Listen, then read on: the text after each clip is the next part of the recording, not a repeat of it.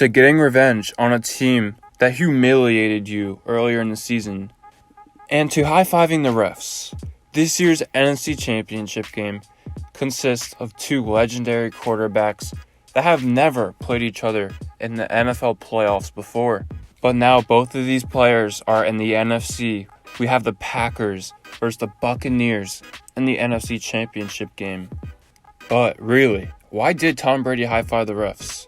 Honestly, I don't know. But it was really funny. He was either congratulating his teammates or, he was mocking the refs for, bad calls against them. But there was really nothing too bad in that game. But this year's NFC Championship, like I said, two legendary quarterbacks, two teams that have played each other in the beginning of the year in Tampa Bay. This game showed that Tampa Bay was a playoff contender when they beat the Packers, and it also showed the Packers' worst loss of the season. The Packers went up by 10, slowly but surely got humiliated by the Tampa Bay offense and got humiliated by the Tampa Bay defense. The entire team should have destroyed the Packers in this game. And, the Packers want revenge. This year, this game is in Green Bay. This NFC Championship game is in a different setting. And I'm sure the Packers are going to play a lot differently. So, let's talk about this matchup. I want to start by talking about the Buccaneers and how they even got here in the first place. So, obviously, they have a very talented offense with one of the best quarterbacks, probably the best quarterback in NFL history. We have so many weapons on the offense that at sometimes, star players don't even touch the football because you have Gronkowski, Mike Evans, a touchdown generator. You have Chris Godwin, Antonio Brown, Scotty Miller sometimes. And the running backs have been getting better and better every week with Ronald Jones and Leonard Fournette, especially Leonard Fournette, who has had really good games in the playoffs so far and is definitely a bright spot in this offense. Now, when we look at that game against the Saints, we notice that Tampa Bay's offense didn't really win the game for them. It did, it converted on turnovers, especially every turnover. They scored touchdowns every single time. And that's how they won the game, of course. But they won because of those turnovers, because of their defense. They had three interceptions against Drew Brees. They had a forced fumble against Jared Cook. 4 turnovers, and that Tampa Bay Buccaneers won, mostly because of their defensive efforts. Going into that game, I didn't expect it, but it did happen. And if the Buccaneers want to win this game, just got to play like that once again. Their defense is playing a lot better than it has. It didn't really create any turnovers in the secondary throughout the entire season. But with that performance against the Saints, if it plays like that against the Packers, Buccaneers have a really solid chance at winning this game. A bright spot about the Buccaneers defense that has been consistent throughout the entire season is that they are ranked the number 1 rush defense in the NFL. Meaning, the Packers aren't going to have the best time running the ball, and they are a pretty effective team at doing that with Aaron Jones. So we're going to see more of Aaron Rodgers than Aaron Jones, but is that really a bad thing? Well, let's talk about it. One thing that I've noticed is that if you limit an offense to do one thing, then it becomes too predictable, and the defense is either going to bat the ball down if you're passing all the time. They're going to figure your schemes out, and they're going to pick you off.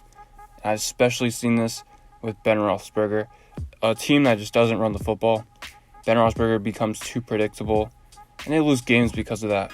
We also see this with Lamar Jackson. Obviously, it's the opposite. They are a complete run offense. If you limit that one thing, if you limit them running the football, they are forced to throw the football. If the Lamar Jackson's forced to throw it, he does not have a good game. The Ravens basically lose. So running the football against the Buccaneers is basically one-dimensional. That is what they did against the Saints. Drew Brees was forced to throw a little more than expected. And what happens? Interceptions. Some of them were just bad throws, probably miscues in the offense, but it did force interceptions, and that is what the Buccaneers defense is going to try to do this entire game. But unfortunately, in that logic, you're going against the number 1 passing offense in the league with Aaron Rodgers, who has the best stats. He's going to win MVP. And you got Devontae Adams against, I don't know, it's not the best secondary. It's not really good. It's not bad. You're going against a secondary that had a really good performance against the Saints. And if it consistently plays like that next week, we might have a good game. So yes, I'm expecting Aaron Rodgers to do most of the dirty work for the Packers offense this week. Unfortunately for the Buccaneers, we saw what the Packers offense did to the number 1 ranked defense in the NFL, the Los Angeles Rams. They absolutely tore them apart in the first half and definitely had its bright moments in the second half when the Rams were having a decent comeback. So the Packers offense is definitely going to have a good game. It's the best in the league, and literally no one stops it. But what was the worst game of the Packers season? The Packers' worst game was against the Buccaneers. Is this going to happen again? Is history going to repeat itself?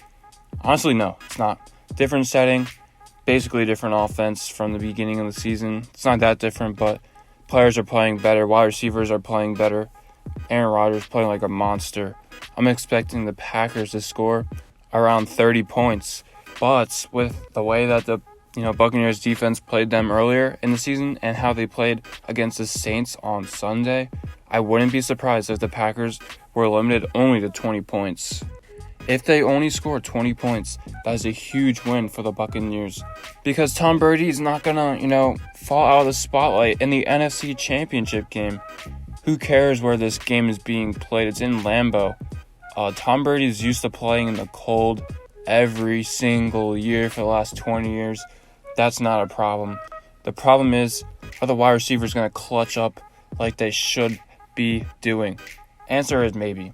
The cold might affect the typical wide receivers, Mike Evans, Chris Godwin, just because they play in sunny Tampa half of the season. And other receivers like Gronk and AB, they're going to be used to this. But, this is a silly thing to point out. But it could, affect the game. The wide receivers could drop passes. I definitely believe it's not going to happen. Buccaneers offense is going to play a really good game. So what's the bright part about the Packers defense? Their bright thing is their defensive line. Zadarius Smith, of course, he will get to the quarterback. He will sack you in the most important times. Saw against the Rams. Rams could have easily had a first down on second and third and short. But Zadarius Smith comes out of nowhere, gets the sack. They are forced to punt. Is this going to happen against Tom? Probably not. Their offensive line is really solid. It didn't really allow the Saints to sack him a lot. I think they got to him once in the first quarter, but that was it. Nothing else. And I'm expecting it to happen again. And Cam Akers, he had a really good game against the Packers defensive line. And I'm expecting Ronald Jones and Leonard Fournette also to have pretty solid games. I believe the Tampa Bay offense is going to rush for more than 100 yards combined. Knowing that the Tampa Bay offense, the Tampa Bay entire team just wants the Super Bowl and they have an opportunity to beat a team that they destroyed earlier in the season, I think they are overall going to play a good game. And the only defensive thing I'm going to look for in this game is the Buccaneers secondary. Not the, Packers defensive line, Packers secondary. I don't think it's going to have a good game. But the only defensive effort that could be really important in this game is going to be the Buccaneers secondary. It had a really important game against the Saints, basically won them the game. But Aaron Rodgers is a different breed, doesn't throw picks. It's very consistent. Buccaneers secondary, it's not really good. It's ranked really low. And it had a really good game against the Saints. So if it has a good game, I believe the Buccaneers are going to win. If it has a really bad game, I believe the Packers are going to win. And that is the deciding factor for me in this game. Seeing that both of these teams are completely healthy and there's basically no injuries, no important injuries, I believe Tampa Bay is going to upset the Packers in Green Bay. Yeah, you didn't expect that to happen. Everyone's picking the Packers, but I got Tom Brady, the GOAT of the NFL. Unfortunately, you know me, I am the number one Patriots hater, but there's really no hatred anymore. There's no Tom Brady there, and the Patriots just suck. So I gain more and more respect for Tom Brady by the week. I expect he's going to go in the Lambeau, have an amazing game. Their secondary is going to play solid, and the Buccaneers are going to upset the Packers and go home go home for the Super Bowl. Yes, the Super Bowl is being played in Tampa Bay. So the Tampa Bay Buccaneers are going to have a home Super Bowl. It's going to be interesting. Adios.